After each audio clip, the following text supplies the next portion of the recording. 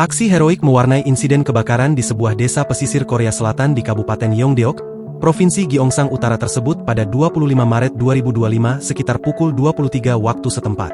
Seorang nelayan asal Indonesia menyelamatkan puluhan lansia dari kebakaran. Nelayan tersebut bernama Sugianto, seorang TKI asal Indramayu. Lebih tepatnya, dia merupakan TKI asal Desa Jatisura, Kecamatan Cikedung, Kabupaten Indramayu.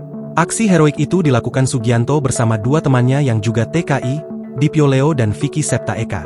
Berkat aksi heroiknya itu, Sugianto dan kawan-kawan bahkan dianggap pahlawan oleh warga Korsel. Nyaris 1 bulan kejadiannya berlalu, 3 WNI tersebut akhirnya diundang oleh Kementerian Hukum dan HAM di Korea Selatan guna diberi penghargaan.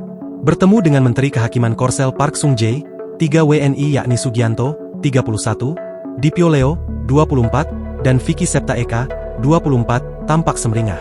Betapa tidak, mereka dapat 3 hadiah fantastis dari pemerintah Korea Selatan setelah jadi penyelamat untuk puluhan warga Korsel. Tindakan berani ketiga orang ini telah menyelamatkan banyak nyawa, dan tindakan mereka sangat menyentuh hati masyarakat serta membawa penghiburan besar selama masa sulit bencana nasional yang disebabkan oleh kebakaran hutan. Ungkap Park Sung-jae dilansir tribunnewsbogor.com dari laman Naver, Minggu, 20 April 2025. Karenanya, guna mengapresiasi sosok 3 WNI tersebut, Kementerian Korsel pun memberikan 3 hadiah tak terduga untuk Sugianto, Leo, dan Vicky. Hadiah pertama, 3 WNI tersebut diberikan status kependudukan jangka panjang atau visa F2 dari pemerintah Korea Selatan.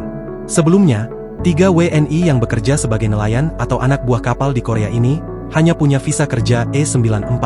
Lantaran visa F2 tersebut, 3 WNI tersebut pun dapat hadiah kedua yakni mereka bebas mengundang keluarga mereka untuk ke Korea Selatan. Selanjutnya hadiah ketiga, Sugianto, Leo, dan Vicky dijamin kehidupannya di Korea oleh sang menteri.